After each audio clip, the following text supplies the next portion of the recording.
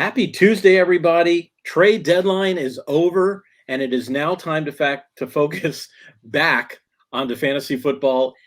And I would be shocked if anybody out there doesn't have a player on their roster who isn't either on bye or hurt. And there's a lot of roster manipulation going on. That's what we're going to talk about tonight at the Fantasy Football Buzz podcast. And with me, as always, is Cyclops. Cyclops, how are you doing tonight? I am in the house. I'm doing great. I sorry to make it at your expense, but I did beat you this week. That's fine. In our major head-to-head competition. Let me ask you a question. Were you a little disappointed in the trade deadline today? Like Marlon yes, Mack, very much so. Like no Marlon Mack moved, and no, like there was just a lot of things that should have happened and just didn't. Very much so, and you know, we've seen. I thought about that. We've seen some really exciting trade weeks. You know, a lot of the big trades happened either last week or a little earlier. But usually the day of, we see a lot of activity. That didn't happen this time. No, it was really disappointed. Man, you got such a glow going there, 2020. I know. I'm gonna change that right now. He's got a halo. Yeah. Yeah. So I was using Head and Shoulders, so you know. But you know, you got to move on. But yeah, I think you're right. I would agree. There's someone on bye or an injury. I mean, obviously some major injuries this week. Obviously the sad news of Ruggs being in a accident that killed somebody, which is awful. But you know, not that people were starting him fantasy wise a lot, but you know, he was getting looks and deep balls, but he's done, right? Yep. I mean, Yep. he's obviously done. So yeah, just a lot of crazy things happening. And 2020 has decided to join us. He put his hat on to minimize the glow. It looks like that the Lord is shining upon you this week. 2020, how are you? I'm bathed in Jesus' blood, so we're good. There goes half our audience. Yeah, but we just gained about 35% as well. I thought that was a great way to start off. It was really surprising. Forget about pushing the Deshaun Watson drama, that circus aside, because I think that was a long shot. Surprising that, like you said, guys like Marlon Mack, Lat Murray, there's so many, a lot of needy running back teams. It was just a very underwhelming trade deadline. And just terrible news with Henry Ruggs. That's just awful. You hate seeing anything like that. And it's crazy to even have to discuss fantasy fallout, but there's definitely fantasy fallout from that. You hate to discuss that in a time like this because, you know, someone obviously there's a fatality there, but we'll obviously get into that. But another crazy week in fantasy football. Just a lot of stuff to talk about, a lot of injuries, things to discuss, waivers that we're going to get into. So looking forward to a fun show and discussing that.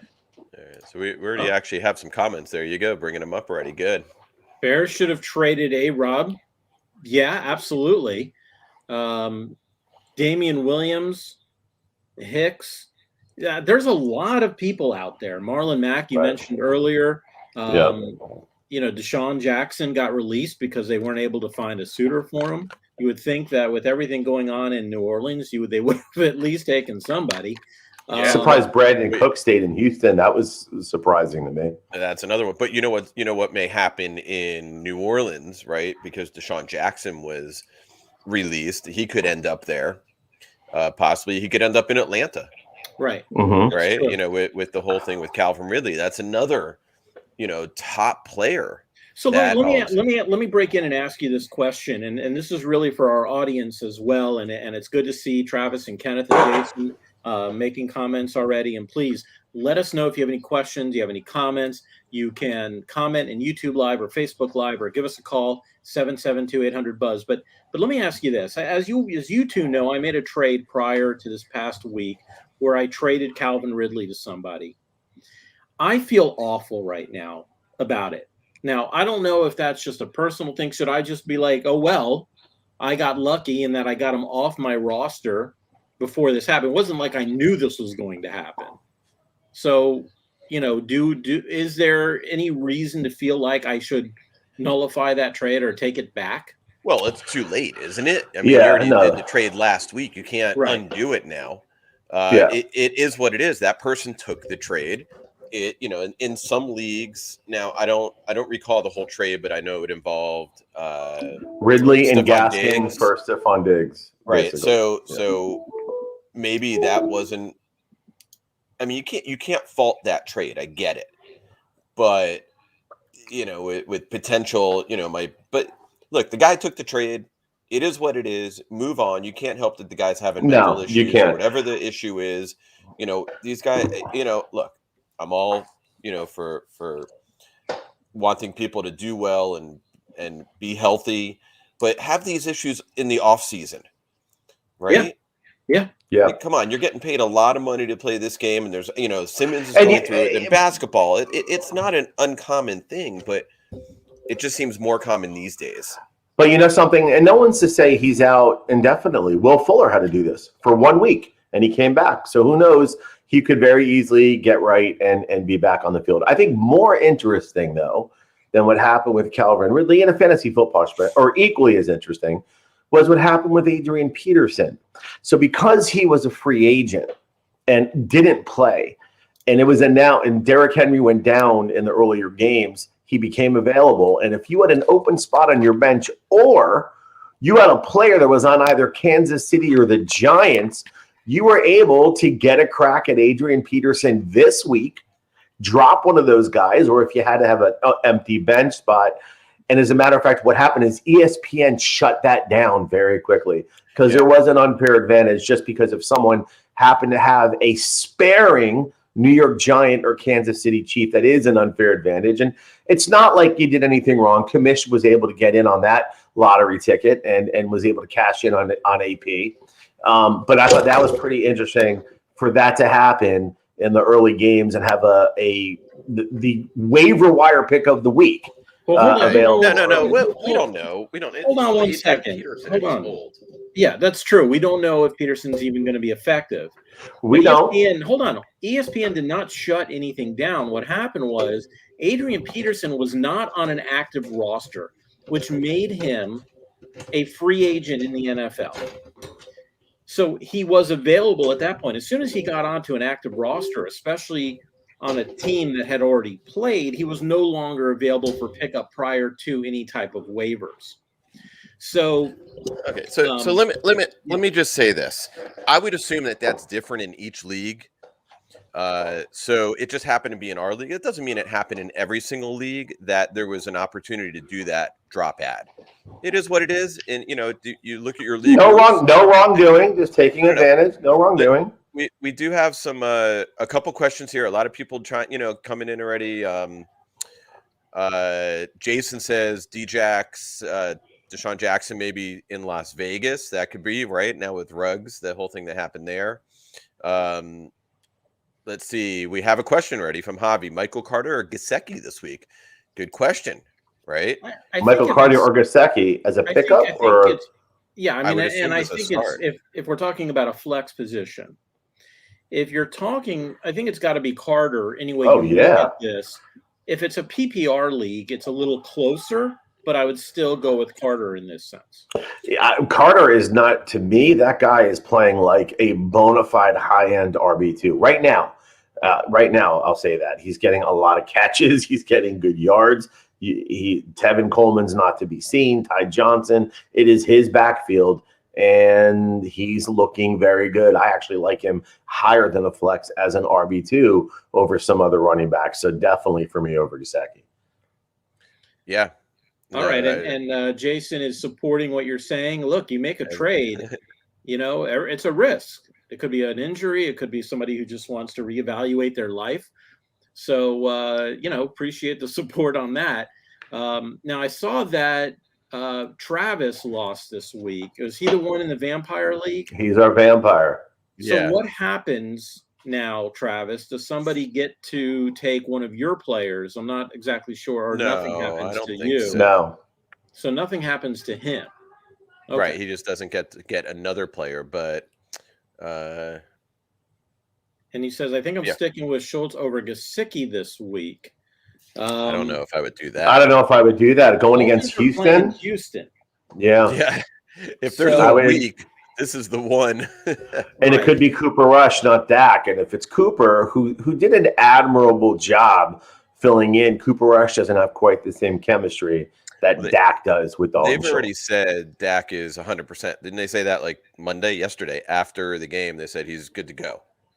So I would assume that Dak. I would say there's a very, very good chance that Dak plays this week. Yeah, I'd still keep an eye on it, but yeah. So Jason thinks Carter is better than Gibson for rest of season. I know how that sounds, but here we are. The only thing that you need to consider in this case, well, there's two things to consider, and that is what the Jets' offensive line is going to look like for rest of season, and also we also have to consider, is Gibson going to get healthy? So the healthier that Gibson gets, the more valuable he becomes again.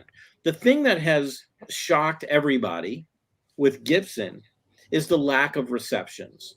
That last year we saw Gibson get probably, and I don't know the number off the top of my head, probably about 5 receptions a game. I don't even think he's had a single game with more than 2. He's not. And they've changed, and I don't know if maybe when Fitzpatrick went down, things might have changed when Tyler Heineke came in. But Gibson is also clearly not healthy. Right.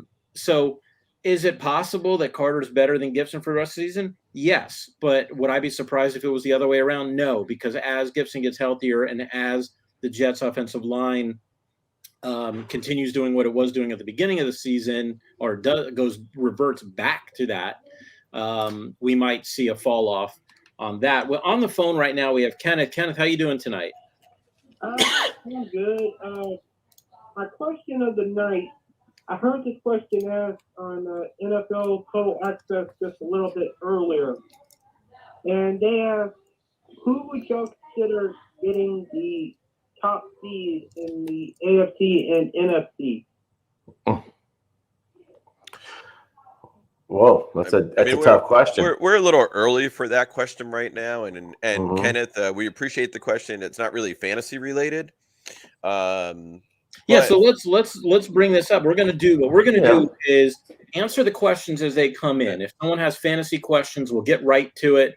And then after we go through our waivers, which we're going to hit the waivers, then we could bring up and talk about seeding in AFC and NFC. Yeah, it's a good question. Yeah. It's a good question, but let's talk about it after we've answered a lot of people are asking us fantasy football questions, and we need to get to our waivers as well, because people right now have decimated rosters, right? Yeah. With injuries, big time injuries, and bye week players. There's a lot we have to go over and figure out who to pick up. I do have a fantasy question. Sure. Okay.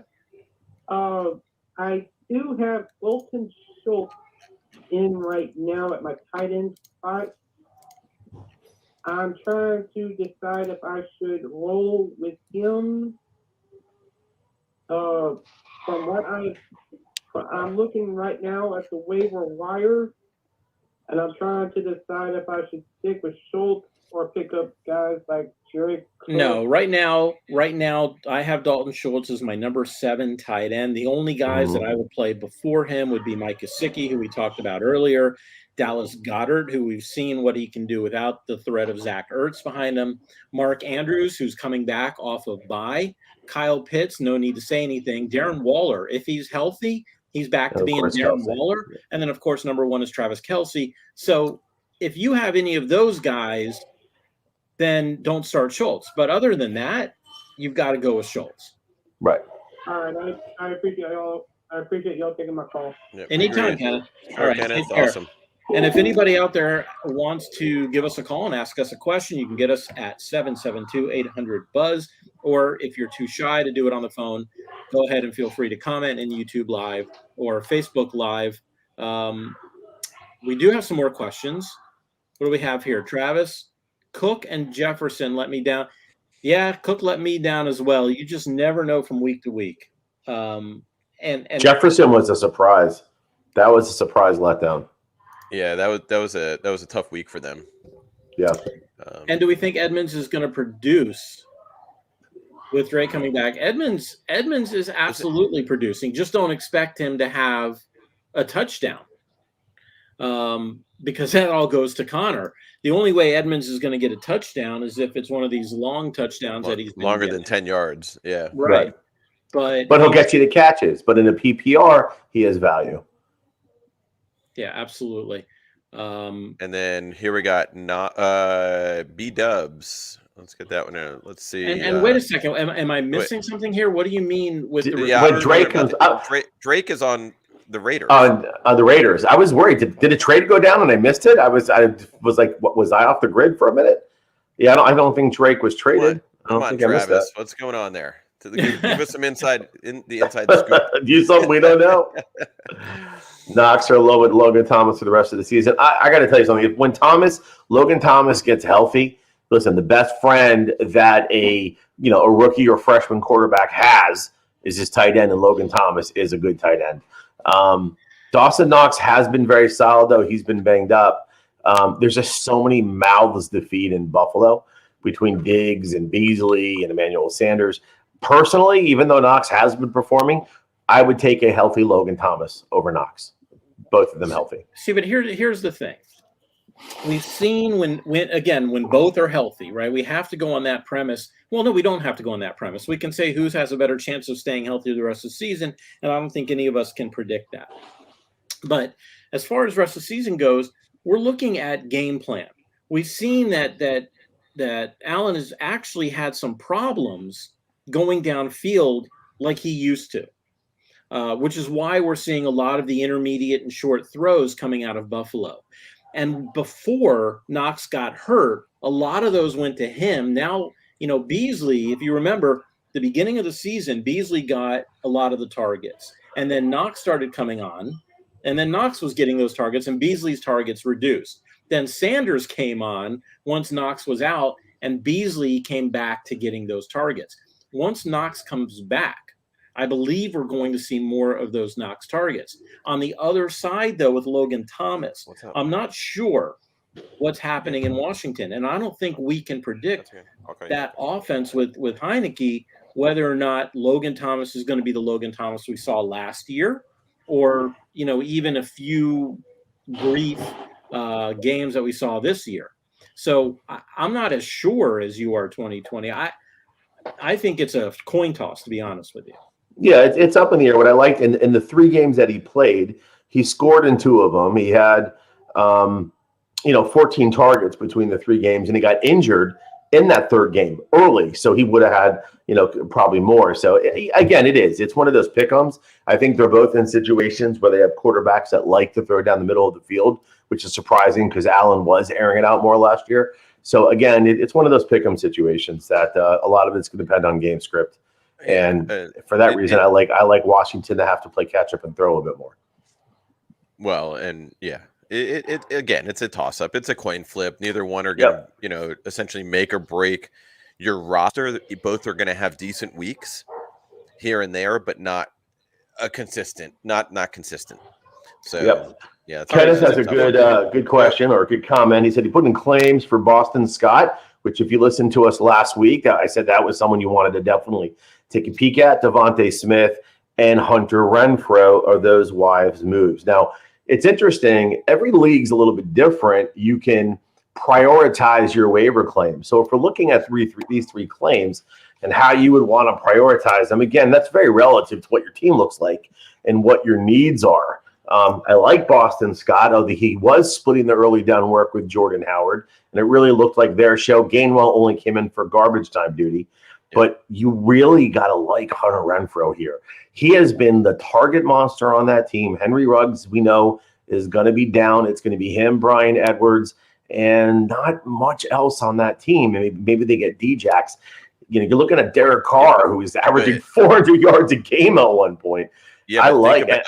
Think about it now with Renfrow, with Ruggs out, right? He's going to get more targets. Yeah, that's what I'm saying. That's why I like Renfrow. That's what I'm saying. It's going to be Waller, Renfrow, and Edwards in that order. And I like Renfrow better than Edwards. I think Renfrow could really start creeping up into that low-end wide receiver 2 area. The targets were already there. They're going to be even more. So depending on your needs, Miles Sanders, it's not a long-term injury. It's a three-headed backfield. Scott did do nice in a blowout, and it's a team that doesn't really work. That he's sucking, though. That is true. It's a long-term sucking situation. But I love Renfro, like Scott, and Devontae Smith started coming out a little in the beginning of the year, really started fading. So if you ask me, I definitely like Renfro and Boston Scott here. So, all right, I agree. Yeah. What else we have here? We've got. Well, let's go back. Travis asked just before this. He asked, "Isn't he supposed to return soon?" Kenyon Drake, just so we're gonna make it clear, Travis is on the Raiders. Right. Okay. He was in Arizona last year, and now he's with the Raiders, and he's been actually filling in, and doing well as Richard Jacobs hurt. Jacobs has been in and out of the lineup. Right. I think somebody's getting murdered at somebody's house. Yeah. I have police coming to the house any second. All right, Start two. Patterson, Darrell Williams, and Eli Mitchell. So B-Dubs, if you've listened to the show, we already know one of these. Okay. I'll take that. Honestly, listen. All kidding aside, and even if 2020 didn't have a man crush on Eli Mitchell, I would still recommend Patterson and Mitchell. Darrell Williams is now 100%. Starting to split carries with Gore. So even without Gore, Darrell Williams is not the focus of that offense, where Mitchell seems to be. It's between Samuels and Mitchell, the focus of that 49ers offense. And Patterson, especially without Ridley now, is going to be even more of a beast than he has been. Patterson is just can still not give us a reason to not play this guy. He's not a fluke. The dude's real. We're all waiting for the other shoe to drop, but the dude is just real, and I love it. I think it's great. I think this is a consensus. Story. Patterson and Mitchell, no doubt. Go there. No, I'd bench Mitchell. Jason says, can we form a group to go down to New Orleans and throw rocks at Michael Thomas's car for ruining so many fantasy football players' season? If this if this comment was from last year, maybe, right? We knew going in that Michael Thomas was going to be maybe good for half a season or at the end of the season. I personally, I grabbed Michael Thomas at the end of the draft just to throw him in IR because I knew I had an IR slot. But, I also expected him at this point to now be off of IR and playing. But the word came out almost 3 weeks ago that we may not even see him until Christmas time. Right. So got to make the playoffs. Once you're in the playoffs, if you have Michael Thomas, he may be a big boost for you. Right. And New Orleans is playing well, with what they have. I mean, think about that team, and they still beat Tampa last week. I mean, that's impressive. Well, their defense has just been incredible, and Alvin Kamara has been a nice little revelation, as always. So, All right, we got more questions? Yeah. Travis also asked, Bucs defense on bye this week. Need to grab another one for the week. Any recommendations? Have teams like Dallas, Pittsburgh, Indy. If Pittsburgh is available, they're playing Chicago. You should grab them. If the Colts are available, they're playing the Jets. You could grab them. Although the Jets have been putting up points lately. They really have. Yes, they have. But wait a second. It's not a bad D. What? If the Dolphins are available. I was just going to say, I like the Dolphins. I agree. I like the Dolphins. Either way. Well, let me say this about the Dolphin defense. They looked good for a half last week, and that's about the only time they look good this season. But if Tyrod Taylor, or Tyrod Taylor, however you want to pronounce it, ends up being the quarterback, this is a guy who twice, if not three times, has beaten Miami when we had a better defense. I'm scared of Tyrod Taylor, and I know that sounds ridiculous, but if Mills ends up being the quarterback, then absolutely I would start Miami. If Tyrod Taylor, I would be a little concerned. I might start looking at other defenses at that point. I would still take the Dolphins over the Colts because I think the Jets will score more. And even with I agree with Commish. Tyrod, he is a very decent quarterback, but they cannot run the ball. and the Dolphins are going to dare them to throw. They're going to be ready and prepared for that. Houston doesn't blitz at all, so the Dolphins should have their way on offense and just tire this team down. I think it's a very interesting play this week against a really shitty Houston team. Okay. I mean, you guys have a lot of faith in Mike White. I mean, yes, he had over 400 yards passing, and we've seen that from Mills. If you remember when Mills had his first game, how great he looked, and then he came back down to earth. There's a reason why Mike White is a backup quarterback. Actually, I think he was third string when the season started on the Jets of all teams. So, it's not Mike White. Zach Wilson beat Tennessee. A Tennessee team that beat Baltimore. This is one of the weirdest seasons there is. But they got a guy like Michael Carter. They got Elijah Moore, Jameson Crowder. I'm not saying the Jets are good, but they can score. And did you see where some guy bet $1,000? Yes, Mike White will lead the league in passing. Yeah. Do you see how much he won? He won 100. Do you see how much he won? $125,000.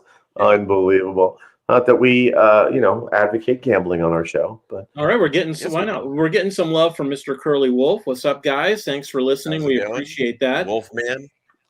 Jason got a book, work stuff. Great show, guys. Thanks a lot. Cuff them Jason. stud RBs. We cannot stress that enough. We've been saying that since day one. Yes, absolutely. Sometimes it's a little more difficult because you got to figure out who those handcuffs are. In some cases, like Cook, it's easily Madison. But in other cases, like in Derrick Henry's case, we didn't really have a true handcuff. People thought maybe Jeremy Mcnichols, but he's or really Darrington Evans until he went on IR, right? Yeah. Right. Yeah. Okay, so this is actually a perfect opportunity for us to jump into our waivers. We're going to go by position. We're going to talk briefly about some of these players that might be available in your league and who you can pick up. Now, we'll start off with quarterback, knowing that, Tom Brady's on bye, the injured Russell Wilson is on bye. I mean, there's some guys that are going to need to be filled in here, and I have a few quarterbacks they might want to consider. Most likely, I've mentioned all of these in the past, but they're still available. Derek Carr, for example, believe it or not, especially coming off of a bye week, is only 57% rostered in ESPN. And a lot of that has to do with the fact that there have been injuries and buys. So when someone has Derek Carr sitting on their bench and he's got a bye week, they drop him. If Derek Carr is available in your league, a guy who has had 5 games with over 300 passing yards and 6 games with over 2 touchdowns in those games, you're not going to find a better guy sitting in the waiver wire right now than Derek Carr. So if you have him, grab him. Now, the second guy I want to talk about, if I were to say to you guys right now that there's a quarterback out there that passes for only 200 yards per game, would you be interested in him? Probably not. Yeah. Right? But if he rushes for 50 yards, right, and he also scores 2 touchdowns a game, 1 running, 1 passing, would you be interested? And since that averages out to about 24 fantasy points a game, the answer is going to be yes. And that person is Taysom Hill. Now, we know that it wasn't Taysom Hill who came in last week when Jameson Winston got hurt, because Hill missed the past 3 games with a concussion. Now, we expect him to be out of that concussion protocol to be available when they play the team that I love for us to play against, or my players to play against, which is Atlanta. Mm-hmm. So keep an eye. I would grab him for the week and keep an eye on whether or not he's going to, get through that concussion protocol. And if he does, he's worth a play. In his spot duty last year when Breeze went out, he actually did admirably well. He really did. He won his games and he put up very decent fantasy numbers. So, and he's going to be a rest of season quarterback. Unfortunately for you, 2020, he cannot be picked up as a tight end anymore. Sorry about that. Another quarterback is somebody who's only 16% rostered, and it's sad when you see this kind of decline in somebody who's probably a Hall of Famer, and that's Ben Roethlisberger, right? He's now had 6 straight games with over 200 yards passing and a touchdown in each game. Is this guy a QB1? No. Is this guy going to be able to fill in for you this week to play against a Bears defense that's been allowing almost 18 fantasy points per game against opposing quarterbacks and has only intercepted the ball 4 times? Yeah. So if Hill's gone, if Derek Carr's gone, Ben Roethlisberger is not a bad option. Now, wait, hold on a second. I'm getting out my dollar. I'm just curious. Yeah. Here's my dollar. All right. Mike White has a better fantasy week than Ben Roethlisberger. Okay. And, you know, the funny thing is, I was just about to talk about White. Right. But yes, I will bet you that dollar, Brad. Write it down. I think Roethlisberger will have a better week than Mike White. And look, Mike White went to my kid's high school. Mike White went to my college. Yeah, he's a local guy. So I like Mike White. I like the idea of Mike White. I don't like the team he's on, but we can't overlook the fact that he did so well last week. But we've also seen this in the past before. Mike White is only rostered in 1% of teams right now because nobody would have picked him up. And he's got a very, very small fantasy window because Zach Wilson comes back. There's no way they're going to keep Mike White, even if Mike White has another 400-yard game. Once Zach Wilson's back, there's no reason not to put Zach Wilson back in. You're not going to the playoffs. You're not going to win the Super Bowl, but you need to get your new shiny rookie back in the game to play again. So there's a couple interesting things here that apparently the Jets signed onto their coaching staff John Beck, who is you're kidding who is Zach's personal trainer for being quarterback. That's too bad. No, but he's like a quarterback guru trainer. So that's one interesting thing. But they also left the door open in the interview with Salah, with the coach, saying, he's like, anything can happen. Then he had a whole interview about, why would I close the door on that? I don't want to make promises that might not happen, which I get. I mean, if Mike White comes out Thursday night and has another great game, how do you bench a guy like, and I was just going to say that. Yeah. Right. This has happened before, right? Look at Brady. Kurt Warner with Trent Green. That's what started Kurt Warner. Green went down. Warner just lit it up.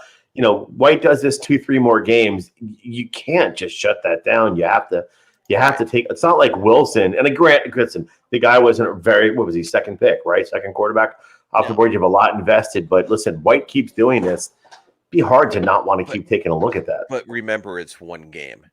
I agree. We've been through this before. Some guy comes out. I mean, Tom Tupa had a great game against the Dolphins when he came in as a quarterback when he was a punter, right? Many years ago. It's like this happens. Some, quarterback comes in, they don't know the defense doesn't know what's going on, and the guy has a good game. And the next week, he will go for 125 yards and 3 interceptions. You just don't know. I mean, could it happen? Could it happen? Did he look good? Yeah. So we'll see what happens. I'm going to be the decisive on this $1 bet. I am going with Roethlisberger this week. So, good. I like the odds on my money. Yeah. getting 2-1. That's right. All right. So we actually have another question here from Luke. Luke asks, why was Patrick Mahomes not throwing to Travis Kelsey? Now, if you were actually watching the Peyton Manning and Eli Manning show, they were actually discussing this right on the show at one point. And again, I know we've talked about this before. That is just fantastic. And did either of you guys see Peyton Manning devour that piece of chicken last night? Yeah, that they showed at halftime. But anyway, they were saying they just took Travis Kelsey out of the game. They said you have to throw outside. And that game was close. What they did worked. By taking Travis Kelsey, they were double teaming him on almost every single play.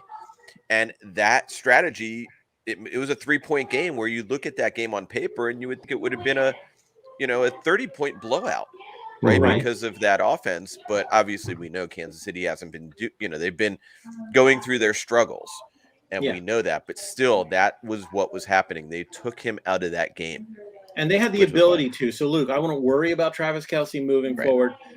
It was a defense that was set up to be able to do that, and not many defenses in the NFL have that ability. Right. So I wouldn't worry too much about it. But you know what, guys? Let's move on to running backs. Of course, throughout the show, if you have any questions, you can give us a call or you can comment in YouTube Live or Facebook Live, and we will break into whatever we're talking about to answer your question.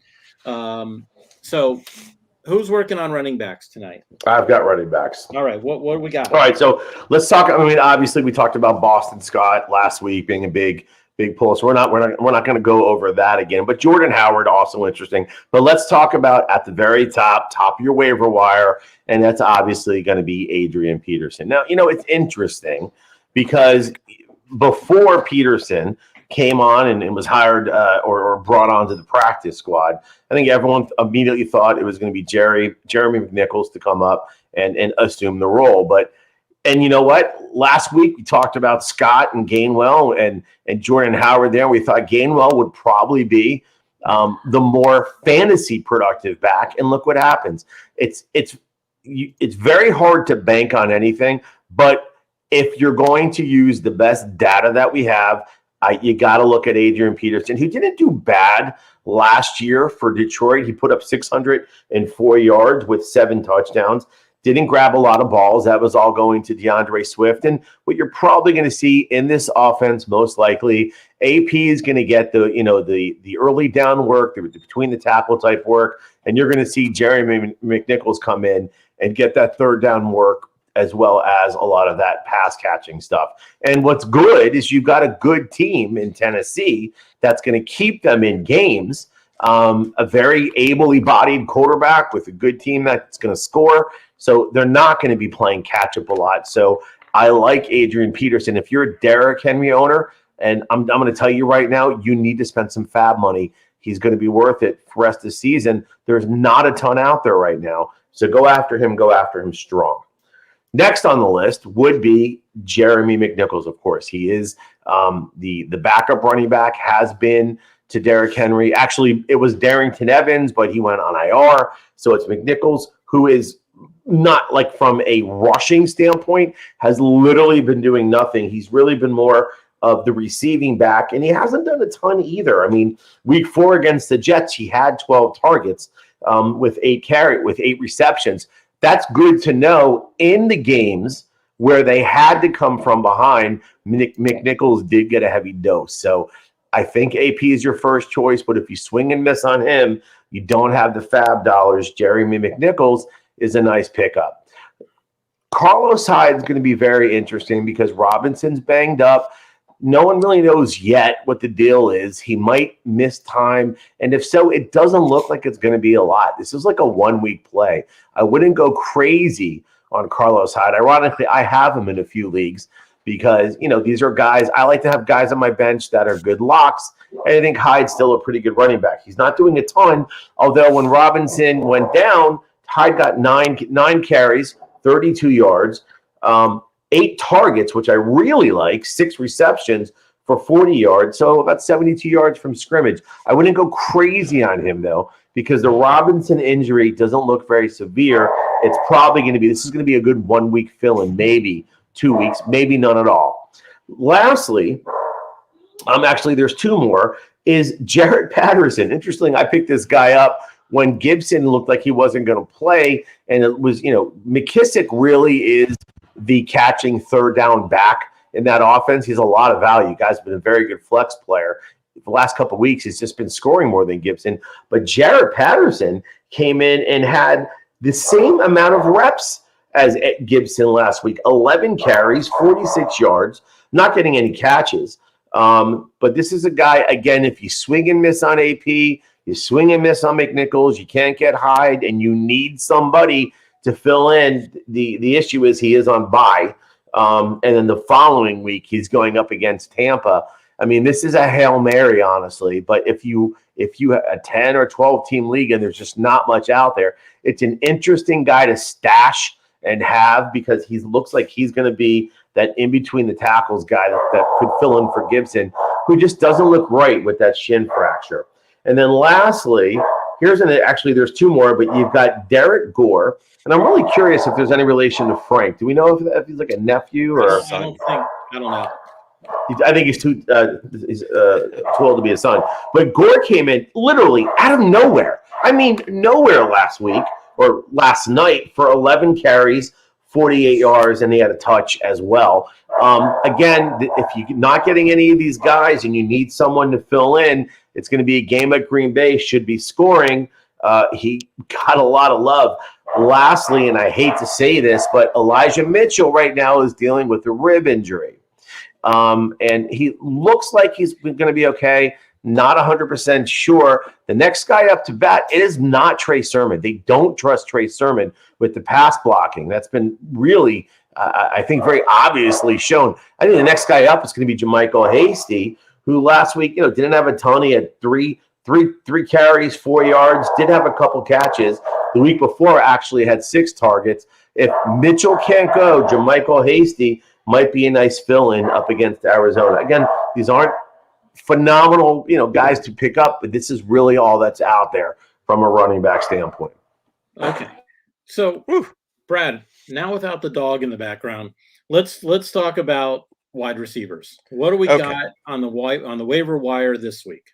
So this is what we have. Okay. And again, you're looking at bye weeks, you're looking at injuries, you're looking at mental health issues. So there's spots on people's rosters to get people. Right. Okay. So my first guy, and I can't even believe I'm saying this, is Jamal Agnew. Okay. This guy over the last 3 weeks has 7, 6, and 12 targets. Okay. In Jacksonville. He's got, 3 weeks of 6 for 41, 5 for 78, and 6 for 38, but with a touchdown. Okay, but that was on 12 targets. So the targets are coming his way. He's obviously, Lawrence likes him. What I like is his matchups coming up. Okay, and he might, he'd be a good fill-in. He's getting fantasy points, whether it's through catches, whether it's through yards, or whether it's through a touchdown here and there. But he's got I wrote the wrong thing. I didn't look at his matchups. He does not have great matchups coming up, but the targets are there. And so I like him as my number one potential pickup as a fill-in. All right. My second is Jameson Crowder. Okay. He's a guy that's on rosters, off rosters. Again, when you're looking at a guy to fill in, you're not necessarily looking for a long-term player for the year. Crowder's got 9, 6, 6, and 9 targets over the last 4 weeks. He's got the Colts, Bills, Dolphins, and Texans coming up.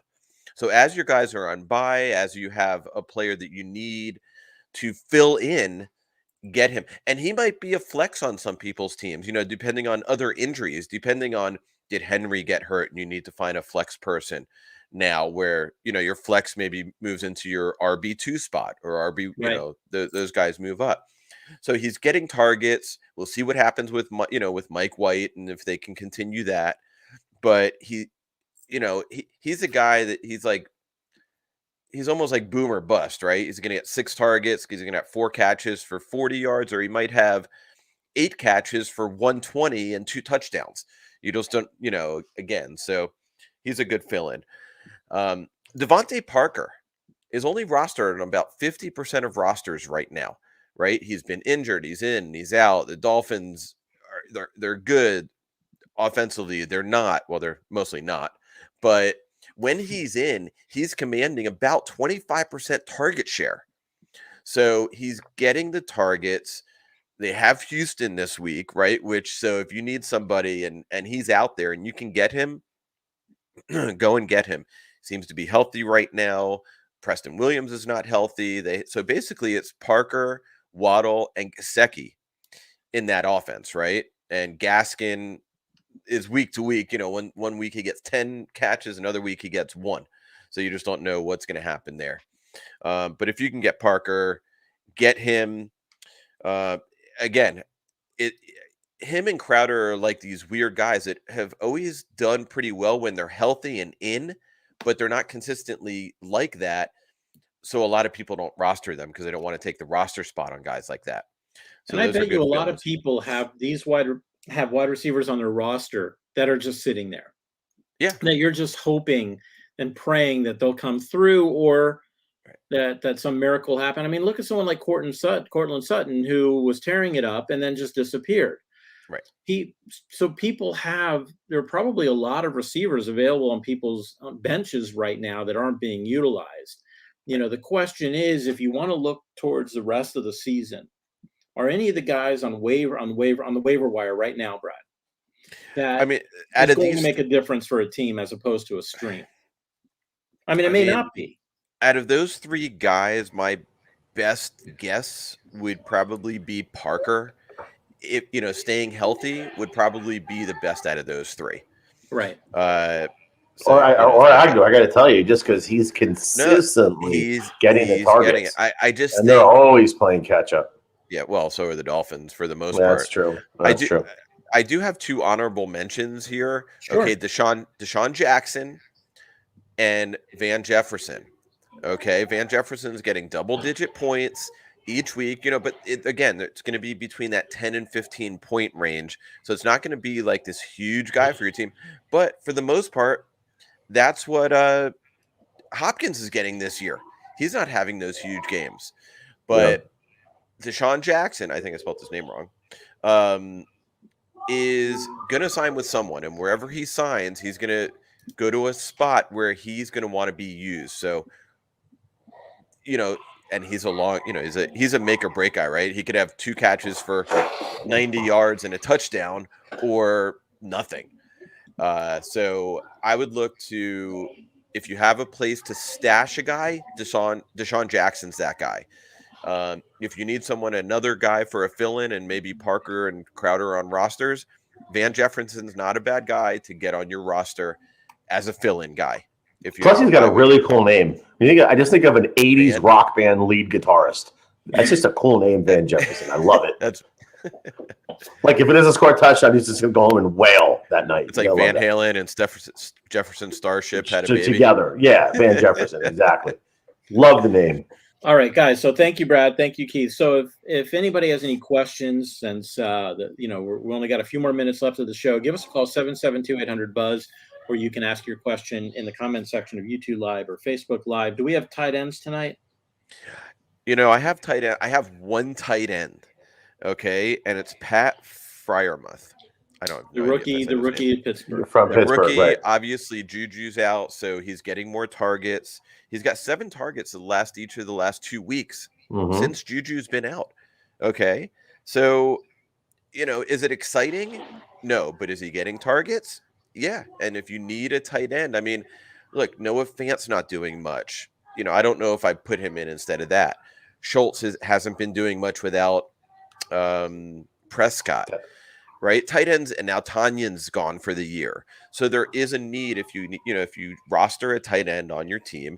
He's a guy. He's really the only one that I could find that has any value going forward. So he's my tight end pickup. He's not on a lot of rosters, so that's your guy to go after if you need a tight end. Okay, now Brad, you had come up with a question earlier that you wanted to throw out there to everybody and for us to discuss with regard to trades. What were you bringing up? Well, it was trades and how to handle all the injuries, right? And how do you handle all these injuries on your roster? You hope that you have either handcuffed Derrick Henry or you have fab money left to go out and get depending on how your league runs it, whether it's fab or whether it's if you have Derrick Henry and your league does it in a rotation or in a worst to first, you're not going to get Adrian Peterson because if you have Derrick Henry on your roster, you're probably in the top quarter of your fantasy league right now, right? Like just look at our league, right? The Bald Eagles, it was 7-0 going into the week. Derrick Henry has a bad week, and now he's 7-1. Right. Right? Derrick Henry had been carrying him through the season so far. Let me ask you a question. I'm going to cut you off, but let me ask you a question. If someone has Derrick Henry on their roster and they do not have IR slots, are you dropping him? Or are you holding on to him for the playoffs? I would hold on to him. They said it's 6. He could come back, and he's just too valuable unless you are so stacked and you don't have a Corey Davis, a Marvin Jones, one of those guys to drop. I would hold on to Derrick Henry. Just the chance that he comes back for the playoffs. Yeah. That's a roster by roster. Like in certain leagues, there's you don't have that many bench spots, so you have to drop them because your spots are too valuable. Especially with bye weeks right now, right? Because you might have to. But instead of dropping and see if he even is to get some kind of value out of him, don't drop him, trade him. Trade him with what are you going to trade for a week 16 potential right now? Whatever, something's better. He's still Derrick. Who knows? It could be someone. it could It could be a good handcuff. But it's a lot of times, you've got Derrick Henry's Derrick Henry, and someone that's got a deep team, deep at running back, could take a stab at him on a trade. Better than dropping him if there's not really anyone great on your waivers. So before we continue this, Nick here, who is listening, coming from Twitter, asks AP or Mcnichols, who is the better pickup? Now, I know you talked about both of these guys, 2020 on your well, can I, before 2020 answers, can I ask a question to Nick? Are you talking about who's the better pickup for this coming week or for the rest of the season? Because I think those answers might be different depending on what you're asking. Yeah, this week's a tough matchup anyway. It's against Buffalo. No one is a good play. But here's the thing, right? If it's this week, because they're season, I thought they were playing. Tennessee's playing LA. Excuse me, they're playing the Rams, right? Yeah. Right. So what you might see, you might have a lot of catch up, and if that's the case, you're going to see more Mcnichols. Right. Obviously, you got to look at the week, and you got to see Peterson, as far as I know, is still on their practice squad, right? He was elevated already. Oh, was he elevated today? Yeah. Okay. Yeah. So I think we have to see, what's going to happen. If it's going to be this week, it's Mcnichols. For the rest of the season, it's probably Peterson. Man, right. I got to tell you, I don't know. I mean, the AP thing just sounds like a desperation thing. I know it's Adrian Peterson. It's the name.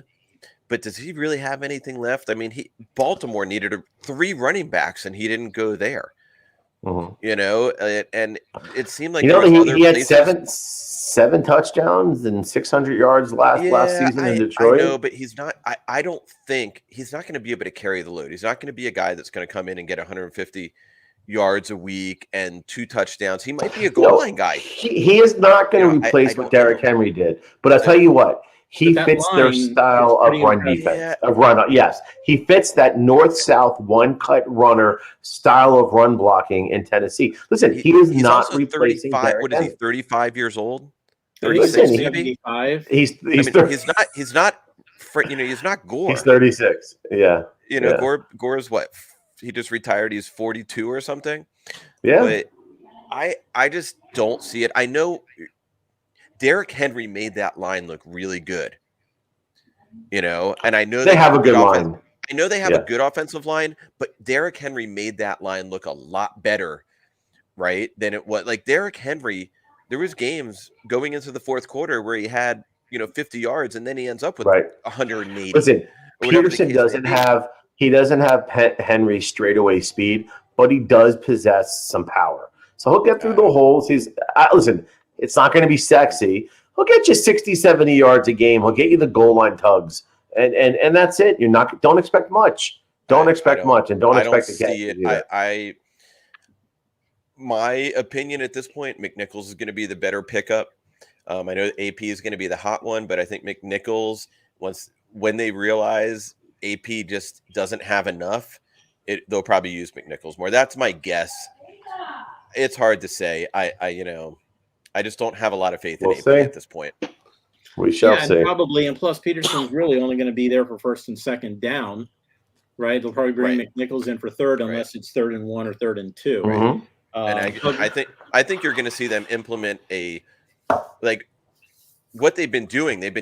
Derrick Henry has been able to move that line so much that they're able to throw the ball further down the field and take bigger shots because those backs are coming up, right? The linebackers, the defensive backs are coming up to stop Henry.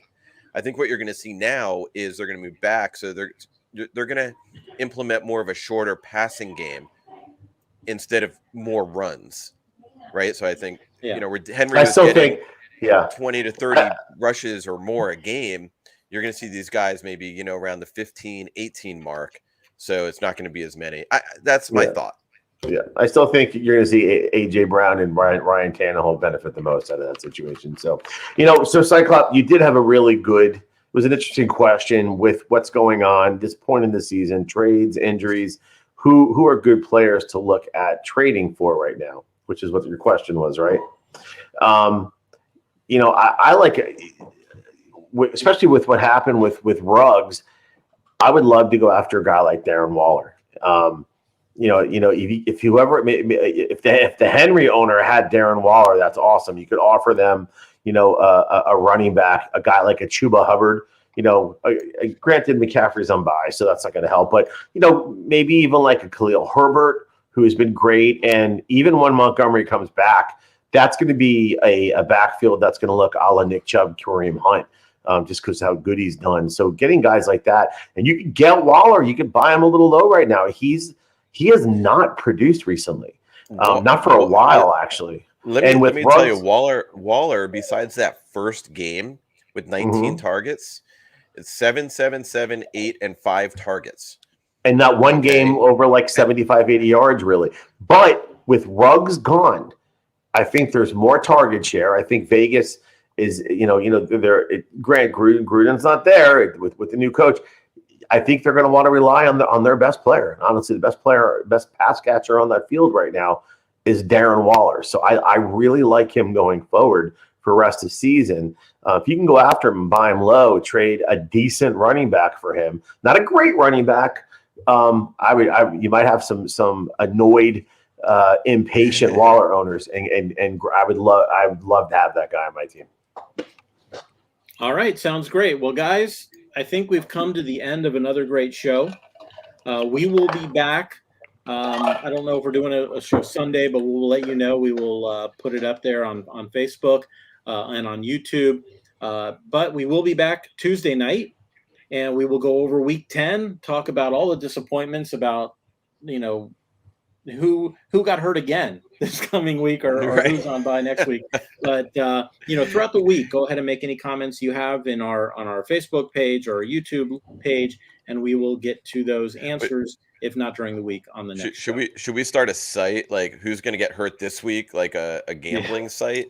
Yeah, right? What are those called? Like a death pool or something? Yeah, but what are those called? Those have a name. I'm forgetting the name of it. Yes, yeah, it's funny. All right, guys. Any final words? No, we have it's the long 2 nights before football. Of course, we have the Jets this week, and who do they play?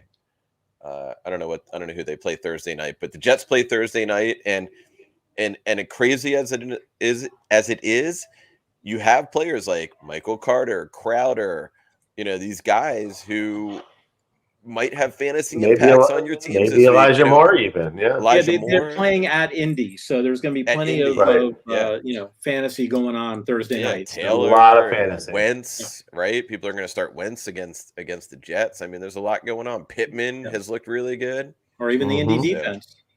All right, guys. All right. Well, hope everyone has a great night. We'll see you next week.